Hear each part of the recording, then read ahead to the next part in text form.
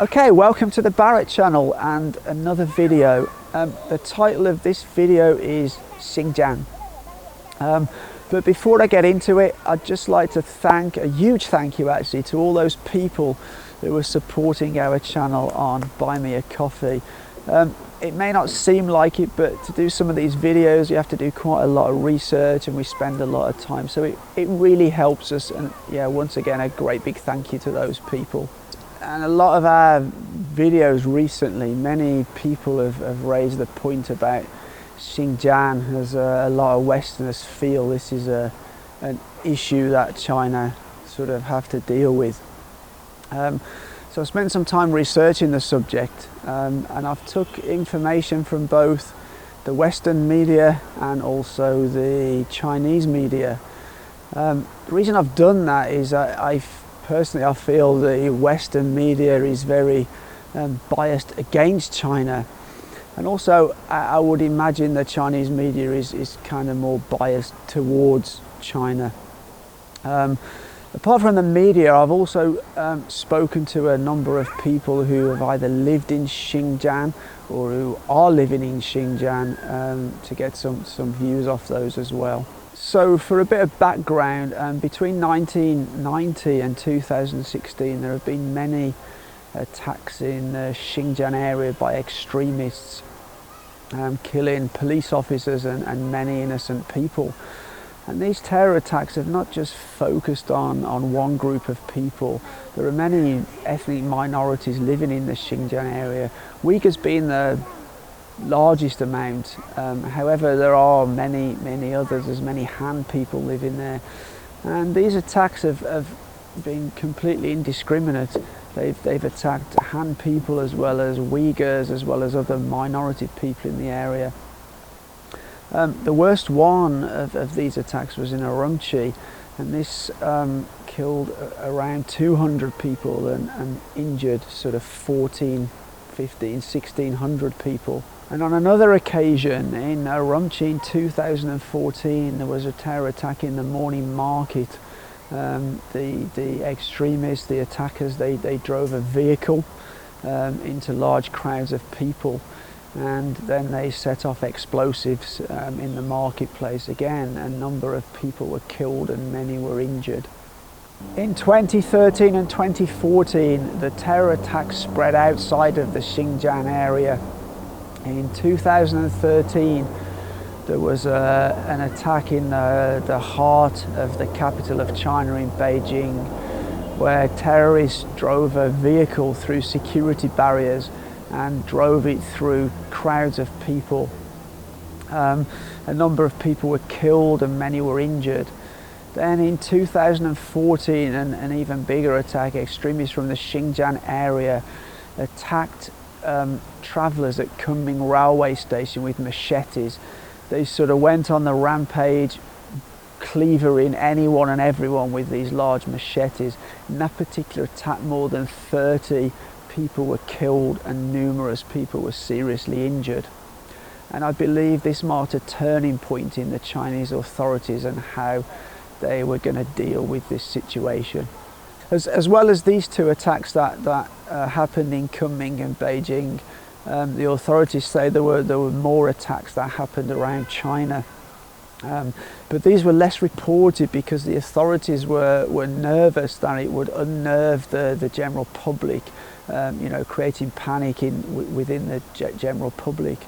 And I remember being in Guangzhou, and there was an incident at the railway station, and that was reported on local Guangzhou TV that extreme terrorists, again with machetes, sort of started running around again, chopping at people, attacking people with these machetes, and a number of people were also killed there, and many were also injured.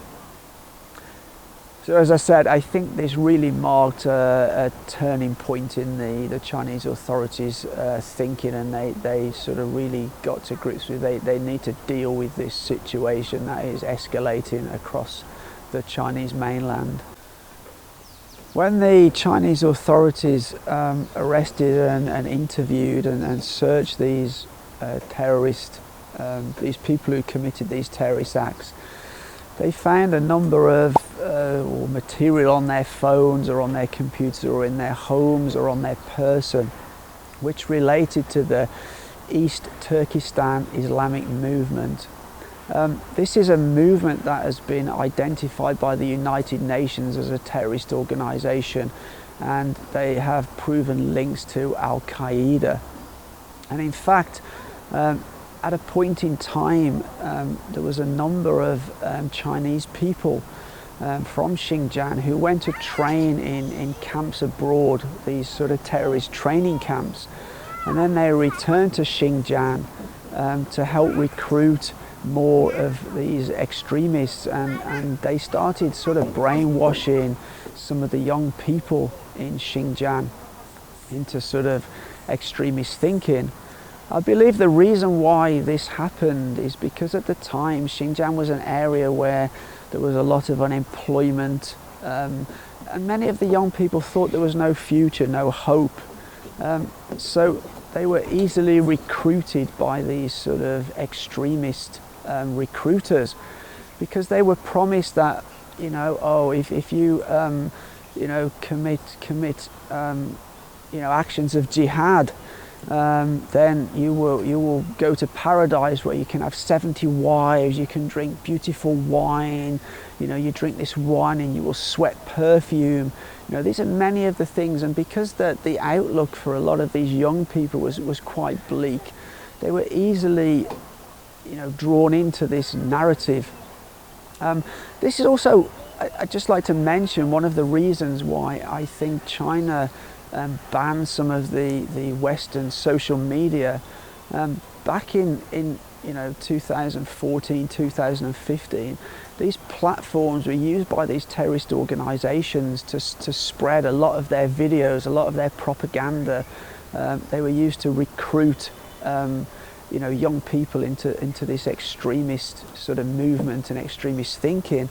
And subsequently, even in many Western countries now, there's been a large sort of backlash against this, and finally the authorities in those Western countries are pressuring these tech companies to do more about removing this extreme content from these platforms.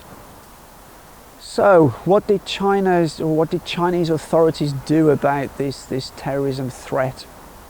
So, okay, they took a different approach to many Western countries, in that they thought the key to stopping this terrorism was to stop it at its root cause.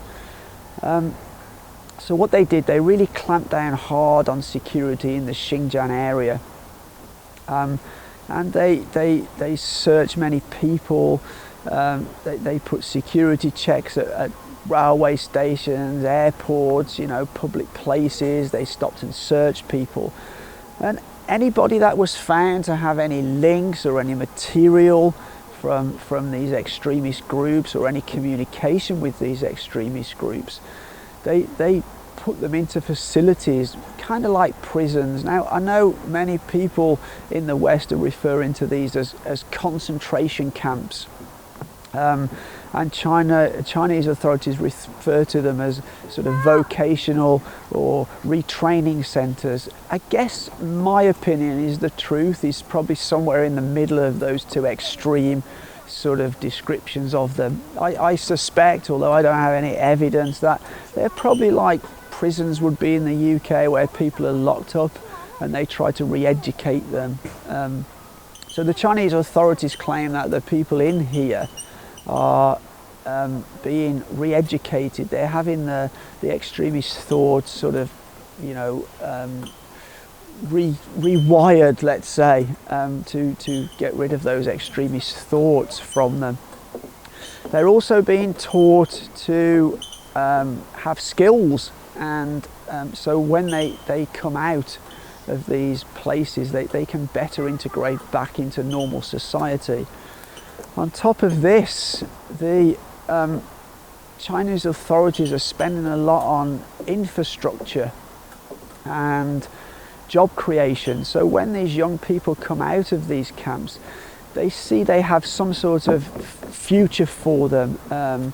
jobs, training so they can do new kinds of jobs. So this is in stark contrast to what the USA and their Western allies did. The USA and Western allies' approach was to invade these countries where they believed the terrorism was coming from. But personally, I feel that the problem with doing that was that for every terrorist they killed a huge amount of innocent people.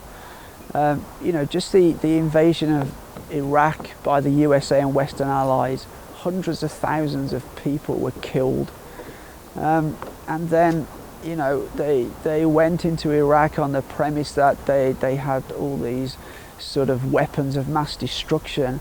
And the reality of the fact that was obviously their intelligence was very incorrect, because nothing was ever found. At that time, I actually supported, the UK along with the US and other Western allies going into Iraq. But after the fact, reflecting on that now, I believe that was the wrong thing to do. And I actually feel that the actions of those Western countries at the time has actually caused a bigger terrorism problem, because the sort of wider Middle East and the situation, I think, has caused a backlash against the West for doing what they did. And over the last 4 or 5 years, you've seen a number of terrorist attacks take place, not just in the UK but in a number of European countries. This is in stark contrast to China, where since they implemented this sort of regime, this sort of method to try and combat it, there's been no terrorist attacks at all. So something else that I feel I'd like to mention is that I feel when the Western media report about Xinjiang, they find they find a small amount of people who've had a bad experience in those prisons, camps, and they then suggest that that's what everybody gets. And I really don't think that is the truth. I actually personally know somebody who lived in Xinjiang, and she says that people are coming out of those camps and they are kind of re-educated, their thinking has changed. And also she says that the people now living in Xinjiang feel much more comfortable. They feel they can live without the worry all the time of when they go to the market that they're going to be injured or maimed. They feel their living, their life is much more relaxed now. And previously she mentioned that that they were always on edge that something was going to happen. So I think when you read the Western media, you should really take maybe with a pinch of salt what they are actually saying, and maybe their news doesn't represent the whole of the situation. But equally, on the other side, I think you also have to take the Chinese media with a pinch of salt. The Chinese have been massively criticised for their programming in dealing and attacking with terrorism. But I think, personally, I think it's a better way to put people in a prison, even though that takes away their freedoms. I personally think that's better than killing people. So this is the sort of, I've tried to present the facts in as much of a neutral way as possible. I think it goes without saying that I don't need to say put your comments down below. I'm sure there's a lot of emotion around this subject, and I'm sure many people will comment in the comment section below. So I'm going to bring this video to an end now, and I'll be really looking forward to engaging with all the comments that people make, whether they are negative or positive. It's great to have discussion about these things, and I think by bringing them out into the open, it gives a better understanding to everyone. So as always, if you like this video, please give us a thumbs up. It really helps us. And if you like the content of the channel in general, hit that subscribe button. If you want to get notifications as soon as we release these new videos, hit those bells. But as always, for now, take care and see you next time.